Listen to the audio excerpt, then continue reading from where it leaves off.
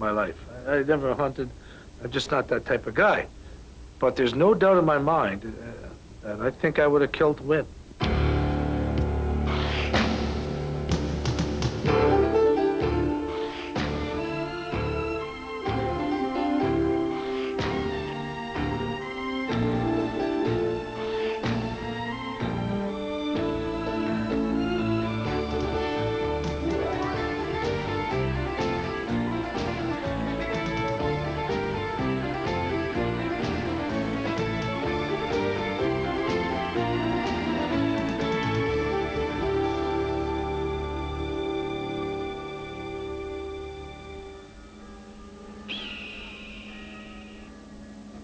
There can often seem in Canada a shortage of world-class events. Wars, major catastrophes, the kind of moments that makes time stand still, that gives us reason to notice where we were and what we were doing when they happened. Many Canadians do know where they were when John Kennedy was assassinated. I was in Mr. Ralph's grade 12 chemistry class at Etobicoke Collegiate, and when Neil Armstrong first set foot on the moon. But only one Canadian event has left a similar trail of memory. Paul Henderson's goal with 34 seconds to go that won the Canada-Russia series. It's incredible. I still talk about that goal probably 300 days a year. Every Canadian that I meet for the first time will invariably tell me exactly where they were, what they were doing, and I continue to get stories all the time. This is Luzhniki Arena. Today they are preparing for a rock concert. 17 years ago, I was here, less than 200 feet away. The score was 5-5. It was the most exciting moment of my hockey life.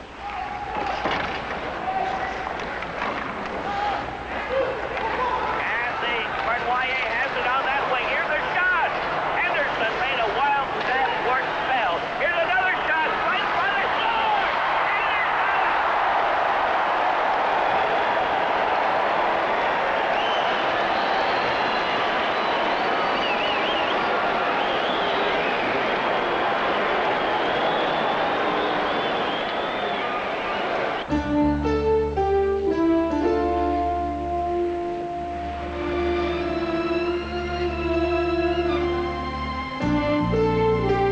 Moscow, the Red Army Club, home to the world's most successful hockey team.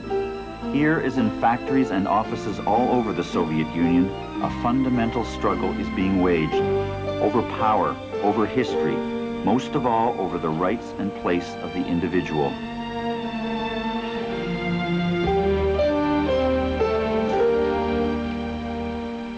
The struggle for the most part isn't visible. It's a sound. Words stored up for a lifetime are suddenly rushing out. Words that care less of the glories of space or sport or military adventure. Words that want to know, what about me?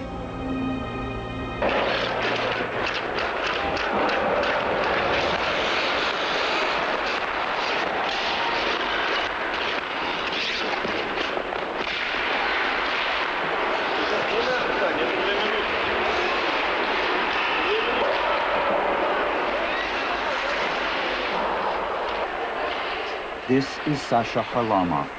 In 1972, his father, Valery, played in the Canada-Soviet series. Valery and his generation gave over most of their lives for their country's glory. Not seeing fruits of that sacrifice, the new generation wonders why. Like Sasha Harlamov, they want a better life.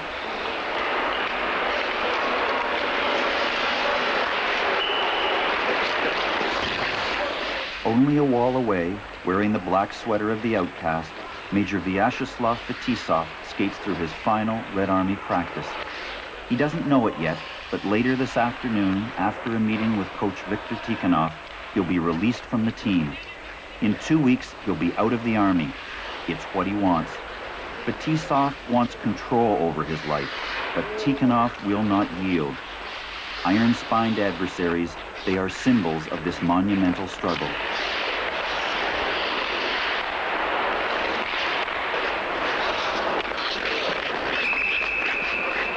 Я думаю, что, в общем, это неправильно, и то, что он может оскорбить человека просто за то, что он ошибся в игре, игра это выигрывает в игре тот, кто меньше ошибается, наверное, это закон. Для кого не секрет, так он представляешь, что сколько он грязи, брани за одну игру выливает на игроков, не говоря уже потом о разборах. Это, в общем, постоянная система унизить человека, оскорбить, поставить его в зависимость от себя и потом им крутить, как он захочет. Это, в общем, система, которая была в стране у нас при Сталине. И, в общем, она у нас где-то сейчас в команде она практикует. Tikhonov's job is to win every game, every championship, every tournament, every year. Значит, тренер должен находить какие-то новые условия. Я вот имею мотивацию, чтобы добраться до души, добраться сюда, чтобы снова поставить перед ними какую-то новую задачу. Так, первым до конца, защитник на ускорение. Tikhonov is the system itself, distant, cold, all-powerful. He monopolizes all favors. He has the tools to manipulate and the deeply ingrained instincts never to give them up. Тихонов, он не понимает нас, игроков. Он работает с нами теми же методами, что и 10-12 лет назад. Он также со мной обращается, как будто мне было 20 лет. И Ларионову 20, и Макарову 20. Он не видит нас людей, он не видит нас личностей. Ему это, в общем, не знаю, ему претит, может, он не хотел видеть личности ни в Третьяке, не хотел видеть личности ни в Петрове, ни в Харлавне, ни в ком, ни в нашей пятерке, которая много лет, в общем, делала результат, так прямо скажем. В общем, это его злит, он считает, что Тихонов это весь советский хоккей, он подменяет, он старается подменить с собой весь советский хоккей. He motivates by fear. He controls his players' lives. Tikhonov sees human weakness. He's blind to human strength. He believes no one should be left to their own devices. The workers can't be trusted. Пойдет первая часть так. Против 1-3. Но мы отодвинем. Все вопросы, касающиеся, все социальные вопросы, касающиеся семьи, большей частью идет через главного тренера решение всех вопросов игроков. Я играю 13-й год в команде ЦСКА, и все ни разу не проиграли чемпионскую титул. That's incredible.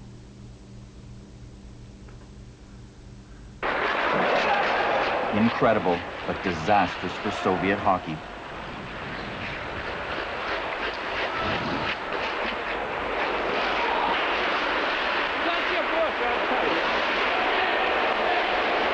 Tikhonov has won 12 straight championships by stripping the other teams of their best players.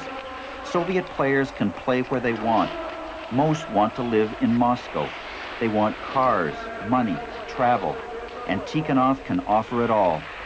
With the best players, he's won world championships, world attention. But as usual, it's those at home who pay the price.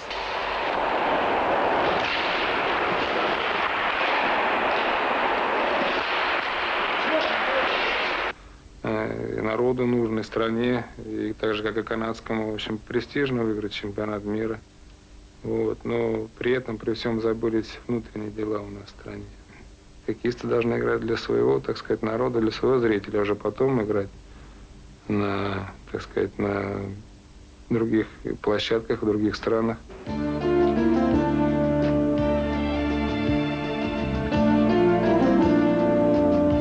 Tonight, the Red Army is set to clinch its 13th straight national championship. The crowd is one of the largest this season, though fewer than 8,000. Many fans have lost interest. Soviet hockey is stagnating.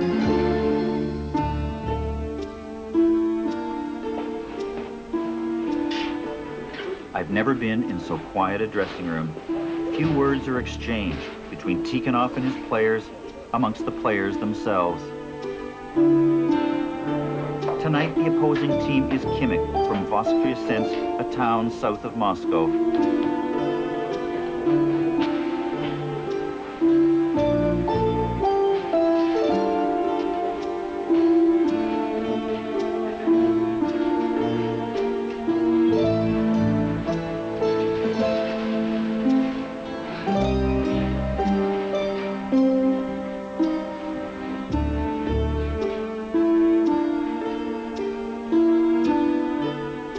Red Army recruits the best talent.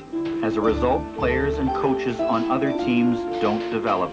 With no competition, Army players don't improve. With no competition, fans stay away. This, more than all the national and world championships, is Tikhonov's legacy.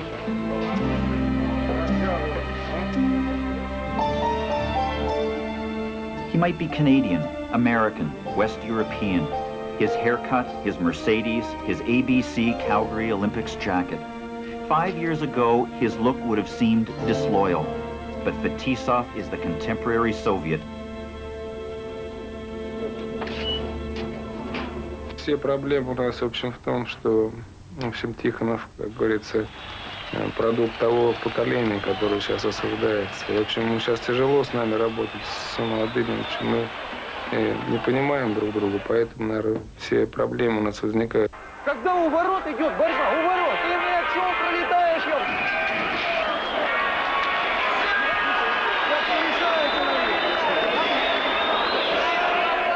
Nikolai Epstein, former Kimmich coach. Vladimir Korolov, deputy head of hockey. Igor Cooperman, journalist and fan. Tikhonov's critics are everywhere, and now they can speak out. Glasnost, the Soviet policy of openness, has made Tikhonov a victim.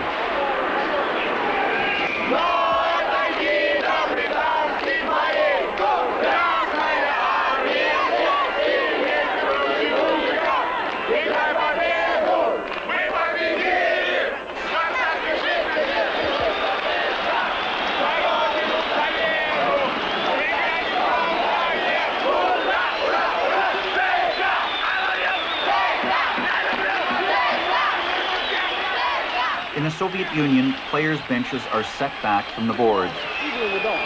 Да после этого ты почему ты не берешь защитника-то? Твою мать, блядь. Володь, кто же ты там борешься? Ну ты мне объясни, как ты там борешься, если из-под тебя я побиваю. Такого здорового забивает, блядь, вот такой. Квартально, блядь, нет респекта, блядь. Ну это же просто удивительно. Tikhonov confronts his players nose to nose, officer to grunt. This is the army soldier.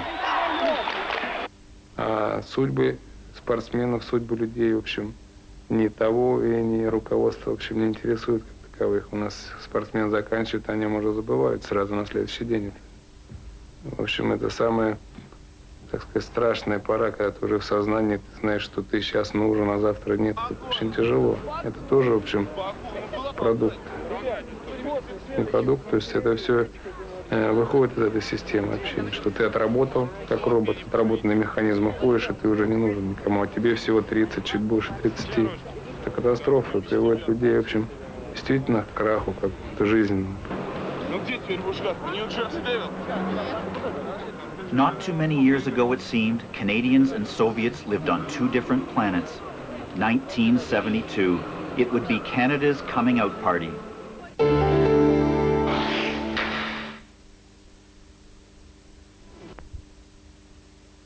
Хоккея. Я режиссер этого фильма. Мы их снимали, и я удивлялся. Неужели они совсем не волнуются перед игрой?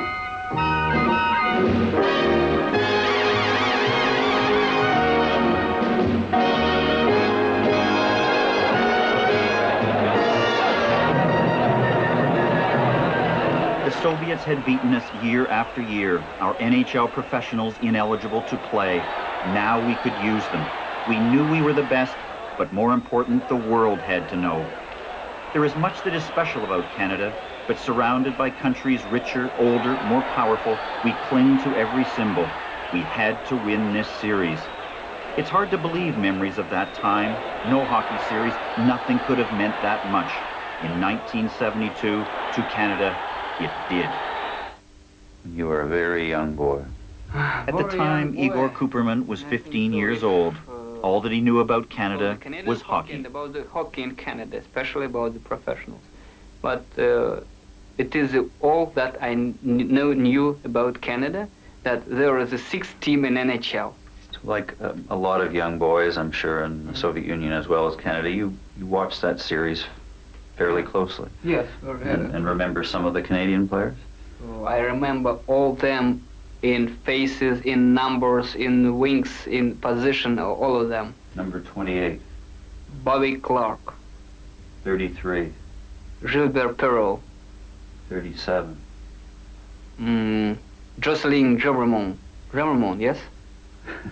Yeah, yes, it's she, yes. Who? Number 5. Brett Park.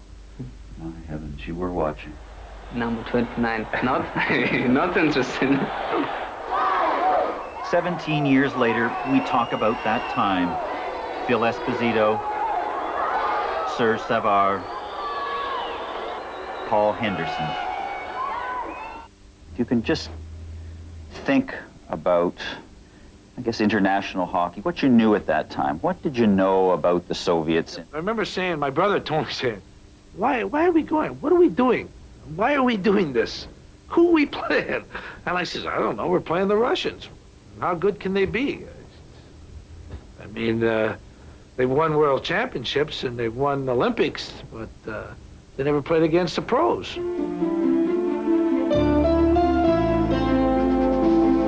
Moscow, 1946. The first hockey game ever played in the Soviet Union. They learned skating and puck handling from a game called bandy, like field hockey on ice. They were so far behind us, we thought they could never catch up.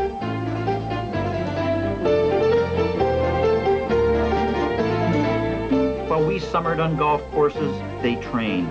More hours a day, more months a year. How good could they be? We never cared to find out.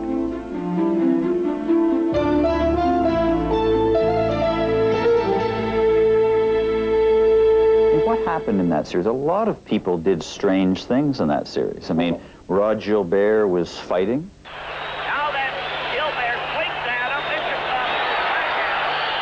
him. Jean-Paul Parisi was threatening referees. Parisi is totally incensed. I mean, what happened? Why did all of those things happen? To me, it was war.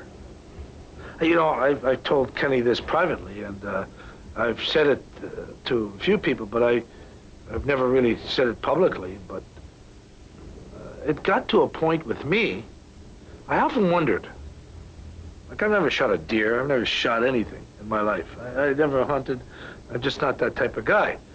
But there's no doubt in my mind that I think I would have killed to win. And that scares me. That really scares me sometimes. When I think about it, I mean, right now I think about it, I sort of get a little goosebumps, and because I think I would have killed him to win. I would have done anything to win, absolutely anything. So I think in a war, maybe that's what happens. And it was our society against their society. And Phil Esposito is going to get a penalty as a result. It got to be such an emotional thing to me, and I told my wife I will never, ever let myself get that emotionally involved in something again. The opening, as they dropped the ceremonial puck, and if you look at the tapes, I had to win that draw. I mean, I had to win that draw. And this guy didn't even try, and that really aggravated me. I wanted to spear him or something. Try, you know? And when I remember I brought it back and I put my hand up like, wow, we won the first face-off. I mean, it was really weird. Can't recall any game that I've ever been at where you can just feel the tension and it keeps building up, and it's very warm in the Forum tonight. And at the same time, the fans are really on their toes. They hardly can wait to see the beginning of this game. There's the official face-off. Dryden is in goal for Canada. When I think back to that first game, I guess I don't think I've ever felt so vulnerable and inept. I mean, everything was going too fast for me. I couldn't catch up. All of the expectations that I had were going the other way. Every time I knew somebody was going to shoot, didn't shoot. And every time I knew that they were going to shoot someplace, they'd shoot someplace else. They'd hold on to the puck a little bit longer. I felt so helpless in the course of that game, and as you've said earlier, about feeling the agony of losing while the game is going on. Because they didn't give us anything that we were told. I mean, we were told that Tretiak couldn't stop anything. We were told that, well, yeah, they can skate, but they're not that great as skaters. Yeah, they can shoot, but they can't shoot that hard.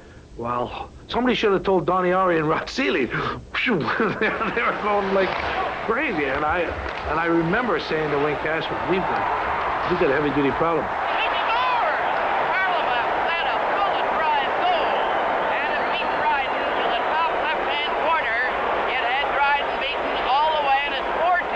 Like we thought it was going to, I really thought it was going to be a vacation. I mean, we thought we were just going to have a great time. I was going to get to play with Esposito and Cornway and Mahavlich and Dryden. Like and an all-star game. Sure, it was going to be such a great time. We were going to go there. And then all of a sudden, the good time was you looked ahead and you got 8, and you knew it was a grinder. It's like that cartoon, a very prim and proper guy until he gets behind the wheel of a car and he turns into a maniac. I mean, that's when I started to become a real maniac. They exposed us so utterly.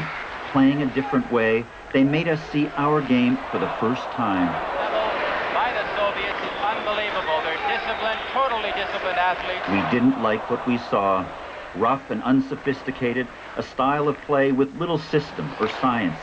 Players not quite in shape, a little too prosperous, whose team play was unambitious, who under stress became undisciplined, who by instinct went it alone. And the USSR have defeated Canada in the first game of an 8-game series by a score of 7-3. We saw us, and at the end of the game, Canadian fans booed us and cheered them. Oh, I'm a little disappointed in the Canadians. In what way? The fact that they're not doing a lot of skating. They should be doing a little more back-checking. The passing of the Russian players, they seem to kick the puck up and put it on their stick right away, and it's amazing how accurate they are with their passing. What have you noticed particularly about the series? Well, the Russians are a lot better than I expected them to be, and I think that the Team Canada should start practicing a whole long time before. Rebuilding, winning in Toronto, tying in Winnipeg, disaster in Vancouver, and leaving Canada down 2-1 with 1 game tied. Now, at the end of the game, Phil, you were interviewed, and you said a few things. For the people that boo us, geez, all of us guys are really disheartened, and we're disillusioned, and we're disappointed in some of the people. We cannot believe the bad press we've got, the booing we've gotten in our own buildings, and if the Russians boo their players, if the Russians boo their players like some of the Canadian fans, I'm not saying all of them, some of them booed us, then I'll come back and I'll apologize to each one of the Canadians, but I don't think they will. I'm really disappointed. I am completely disappointed. I cannot believe it. We came because we love Canada. And even though we play in the United States and we earn money in the United States, Canada is still our home, and that's the only reason we come. And I don't think it's fair that we should be booed. I was booed in this building. Larry Robinson was booed. I don't remember Kenny, but most of the big names. But Rocket Richard was booed in this building. So I think it was just the fact that the fans were so disappointed, and they did let us know, and it probably hurt more than usual. But you know what, Serge? You're right. You're right. You've been booed, I've been booed, we've all been booed. It was our country against their country. Do you understand? To me, that's different. That's absolutely, totally different. That, to me, was different. They had no business booing us. They want to show their displeasure, they show their displeasure. The press did enough for everybody, showing their displeasure on us. But the one thing that they didn't realize was us. We didn't like it either. You think we wanted to lose? Did the people think we went out there to just let it happen? That we were going to lose? That we wanted to lose these games in Canada? Gee, we didn't want to lose those games. We wanted to win every stinking game. We wanted to make the dream come true that it was going to be 8 in a row and send these guys packing back and let them stay in their communistic country and whatever it is. 3,000 Canadians made the pilgrimage to Moscow, following their boys on the road, there when they were needed the most.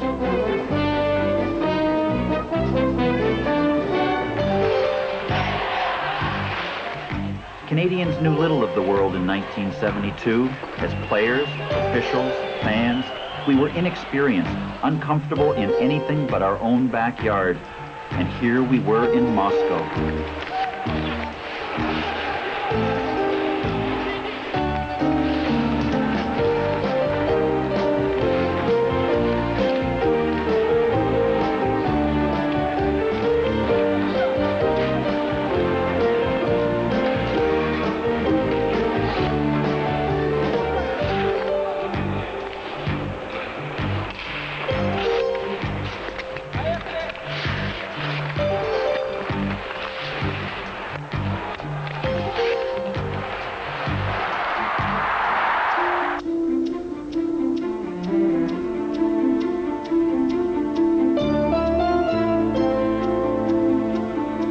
2 weeks in every hotel room is too long. But in 1972, with a team most of whom had never been outside North America, it was far worse. Narrow beds, big pillows, the blankets that don't tuck in, the phone that rings when it shouldn't, the television whose words you don't understand, and the walls you can almost touch. And up in the ceiling, what's that? And the wire, where does that go? Just little things that as the tension of the series screwed tighter, became almost too much. I'm convinced, I don't know about you guys, we ate horse meat. I'm convinced of that. I mean, I kept going, no, but I'm convinced we ate horse meat at the end. Wasn't there some, the girls ate blackbird or something, or crow? Black bread. Black, no. There was, I don't know. No, it was the eggs that were green. I mean, my wife, they were served eggs one morning, and I can remember this because I went over to see it. The bottom of no butter in the pan, just the bottom of the egg was absolutely black, and the top, they were rotten, it was just green. God. And they had served that to them. This is Miss Olga Baranova, and Miss Baranova is going through the traditional Russian gesture of hospitality to guests of the Soviet Union. A presentation of a loaf of bread with salt on top, followed by a presentation of flowers as a traditional emblem of hospitality of the Soviet Union. Phil has slipped on a flower. The game begins.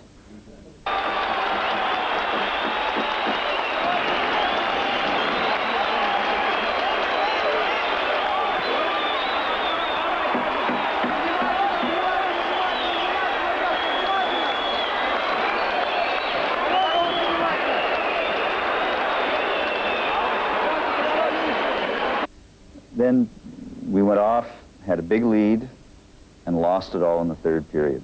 So the game is over, down 3-1, 1 game tied, 3 more games in Moscow. What were you feeling at that moment? I never thought we'd lose another game. And that's not sitting here and saying it in retrospect. I mean, I remember saying it. I remember telling my brother, who was the goalie then, he was upset, like he didn't want to hear that. I said, we're never going to lose another game. We're going to beat these guys. We're not going to lose another game. Also think that way, but I think at that time, after we lost the first game, the confidence changed side. They were overconfident. They were sure of beating us at that time. They were sure to win the series at that point, and we were scared like hell. Dryden is going back into the net. Game 6, second period, we had a lead. The Canadian fans had been angry at us, had admired the Soviets. Then we took penalties, one after another. 29 minutes, the Soviets took 4. The game, the series, that fundamental something hockey meant to Canadians was being taken away. 2 men down, backed into our final corner, players and fans together. We fought back. Mikhailov, 13 in the corner. He's coming out in front of Lechenko. Here's a shot. And the drive is high. Bounced off the screen. Cleared back to the blue line to Lechenko.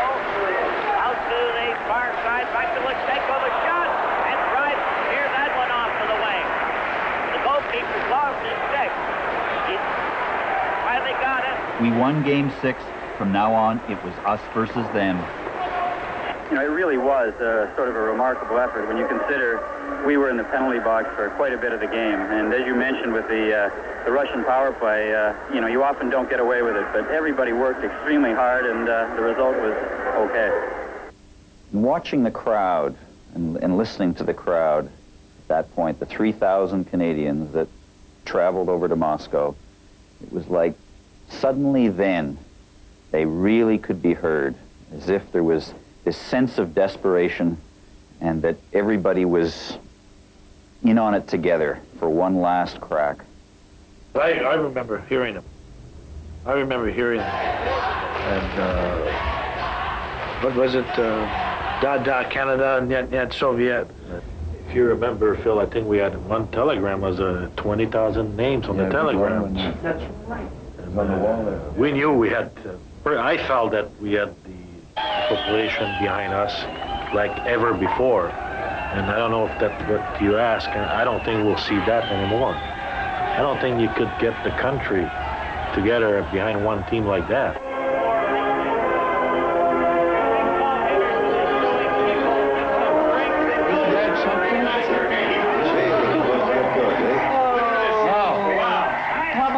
Well, they never play beyond the time. It's if you're tied, you're tied, and it's all. Yes, that's what they just said. On 4 afternoons, Canada stopped and watched live from Moscow. For Game 8, a Thursday afternoon, 7.5 million people. 5 million watched the replay at night. Never before, never since, never again.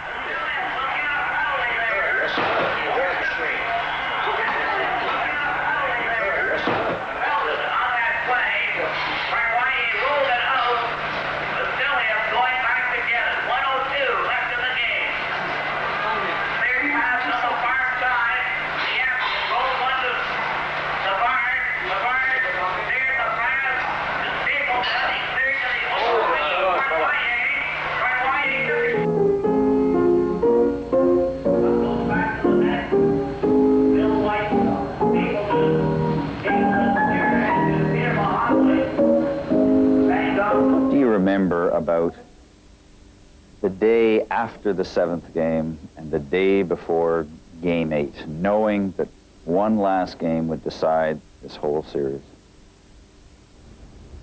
Well, I don't know, Mike. I was such a high from the 7th game. I'd scored a goal with about 2.5 minutes left, where I'd beaten 2 defensemen and then beaten Tretiak. I'd never even done that in practice before.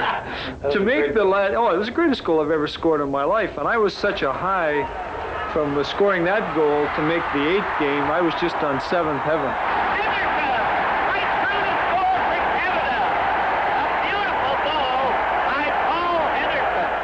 At the end of the 2nd period in the 8th game, it's 5-3. What happened between the end of the 2nd period and the beginning of the 3rd period?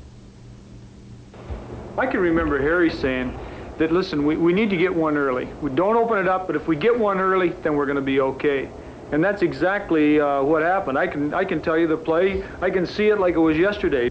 We scored 5-4, and then I remember a face-off to the left of Kenny, and I says, because Cornway was playing with me, and I think Brad Park. Yeah, Brad Park made the pass. I said, Brad, I'm going to win this so-and-so draw. I said, Yvonne, just blast up that wing. And it didn't happen. I won the draw, and they intercepted, but then somehow or other, I got the pass from Brad up about the red line. And I was cutting in, and I took the shot. The puck went behind the net, and there was a rebound, and Cornway put it in. By Cornway, his goal! Canada tied it finally, 5-5. I remember that one, but Paul's goal, I remember the guys yelling on the bench at me, Phil, Phil! There wasn't any way in the world that I was going off. None. Voittajia has it on that wing. Here's a shot. Henderson made a wild stab towards the bell. Here's another shot.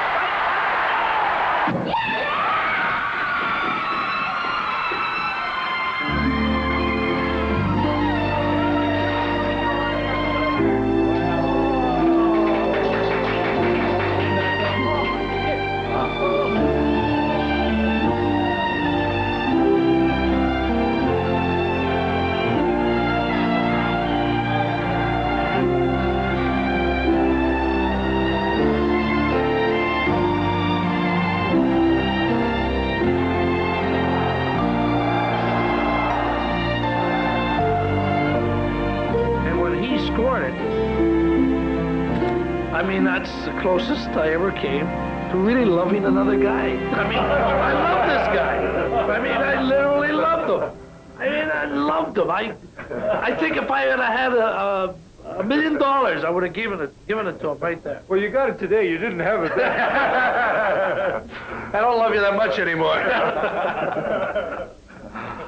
Do you ever think back on the series and just shake your head and at something so improbable? I mean, it went absolutely the way it shouldn't have gone.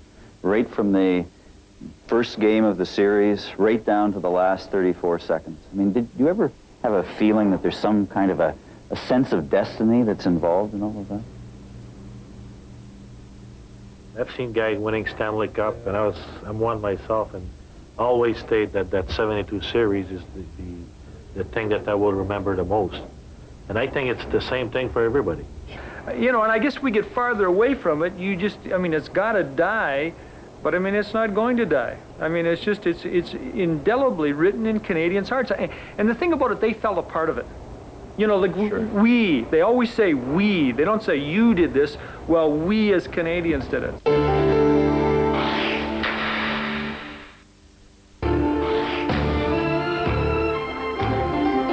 We had won, but it seemed we could never win again. The Soviets had come so far, so fast, they would become unbeatable. Canadians assumed that if we're ahead, someone is gaining. Now, even in hockey, destiny had caught up. But 17 years later, things aren't what we thought they'd be.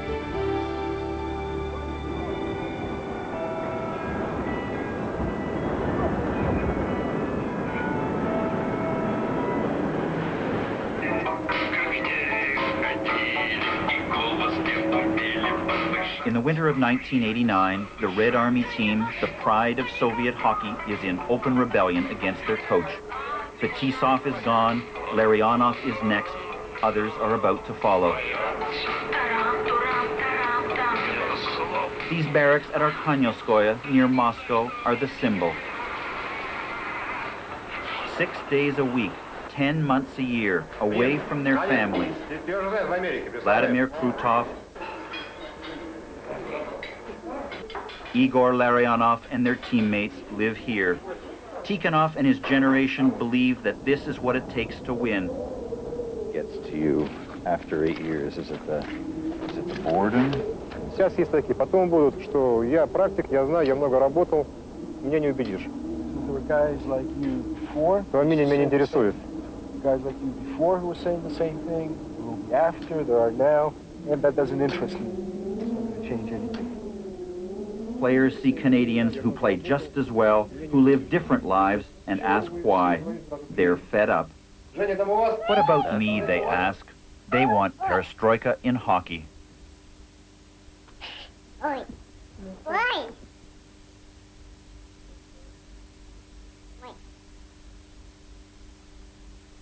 His wife, Elena.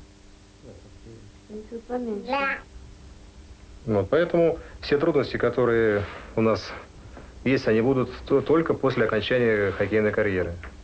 И не все значит, спортсмены, не все хоккеисты могут их преодолеть. Потому что за долгие годы человек привыкает, что за него все делают. Именно та система, которая у нас введена в хоккее, именно система сборов, тренировочных лагерей, человек расслабляется, то есть попадает в определенный режим, в течение которого, в течение 10 лет он просто забывает определенные житейские навыки, необходимые для жизни, для реальной жизни. Еще такая интересная деталь. Вот бывает отпуск у них один раз, значит, в году, там 20, сколько, месяц, да, 30 дней. И вот когда они приходят домой, то настолько трудно перестроиться, поскольку мы уже привыкли, у нас вот определенная своя какая-то жизнь, без мужа. Я знаю, что я утром встаю, я делаю то-то, то-то, то-то, то-то. У меня какие-то свои уже дела. И когда он приходит, то первые там 5 дней становится просто как-то даже странно, что нужно как-то еще его подключать тоже сюда, как будто этого человека вообще не существовало раньше. И потом уже, когда вот наконец-то ты к этому привыкаешь, в этот момент его опять забирают, как раз начинается опять сезон, и вот тут становится невыносимо тяжело, тут плачешь, потому что думаешь, настолько привык к нему. В общем, ужасно.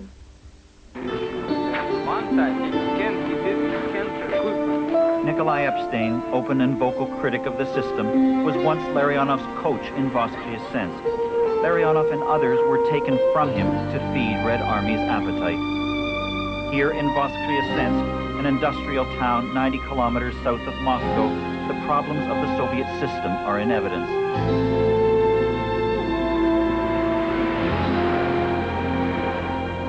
Это трагедия, я думаю. Вот я наблюдаю за канадским хоккеем, It is a tragedy, says Epstein, rating all of the teams for their best players just to strengthen the Red Army. What about my team? What about the people of Voskresensk? Why must we pay such a price? Another problem. Most Soviet kids play hockey outdoors. Warmer winters mean shorter hockey seasons, and Voskresensk has only one indoor rink. And my favorite picture is on the wall is the same, two pictures. Thousands of miles away, evidence of Canada. The ultimate game, Voskresensk versus Team Canada 1972.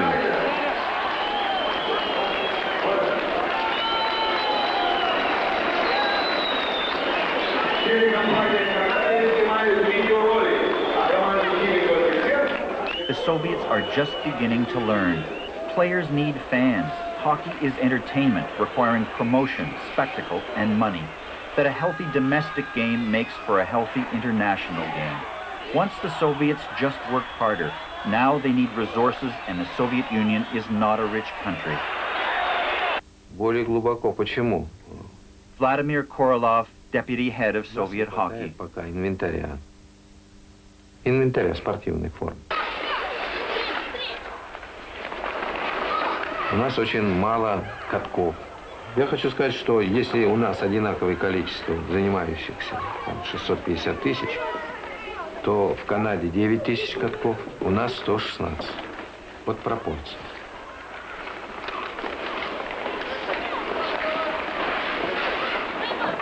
If I go to Luzhniki to watch CSKA play against Dynamo or Spartak, the arena is full.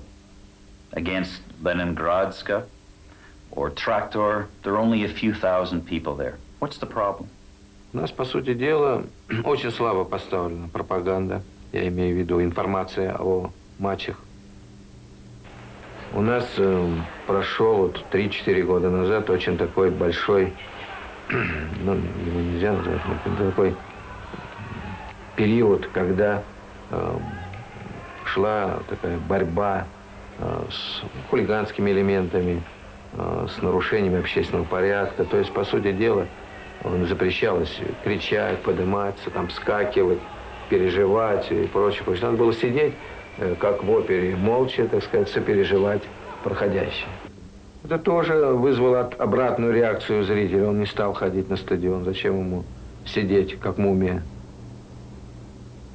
What I don't understand is in hockey you have 4 or 5 very good teams, 9 or 10 weak teams. In basketball, 2 good teams, many weak teams. But isn't it that drive for competition between teams that really creates the drama and the interest in sport? Это не наше достояние, это не наш успех, это наше несчастье, в принципе, свое. Потому что у нас просто не хватает высококлассных игроков. Если учитывать, что вот как сегодня зима, теплая зима, то, конечно, занятий нормальных нет для детей. Они в этом году, по сути дела, не стояли на льду. The Soviet Union is changing. Things here were always definite. Traditions, expectations immutable. Some things right, the rest always wrong. Now, Coke machines, one-armed bandits, Soviet players in the NHL. Images that clash and challenge what's right, what's possible.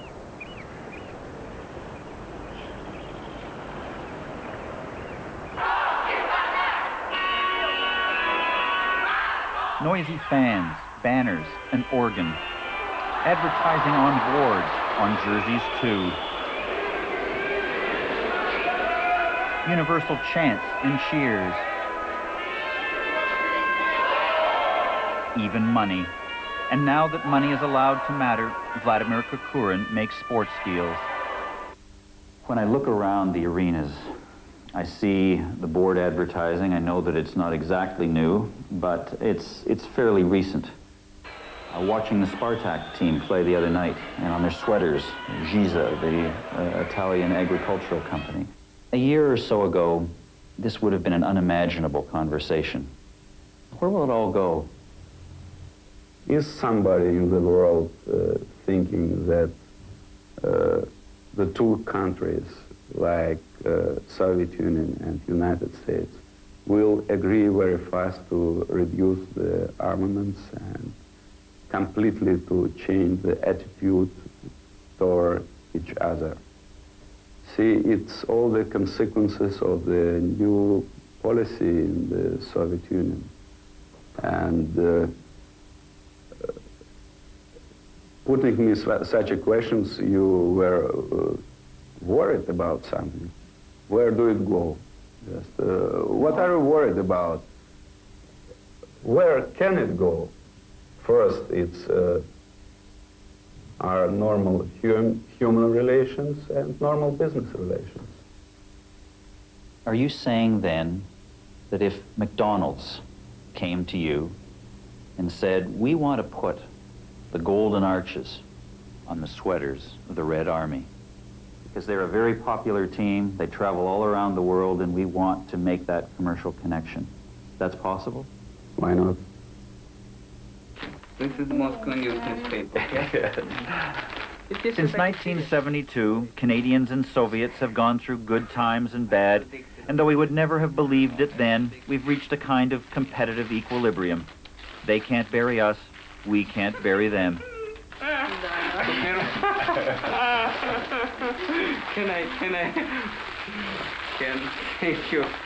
Thank you very much.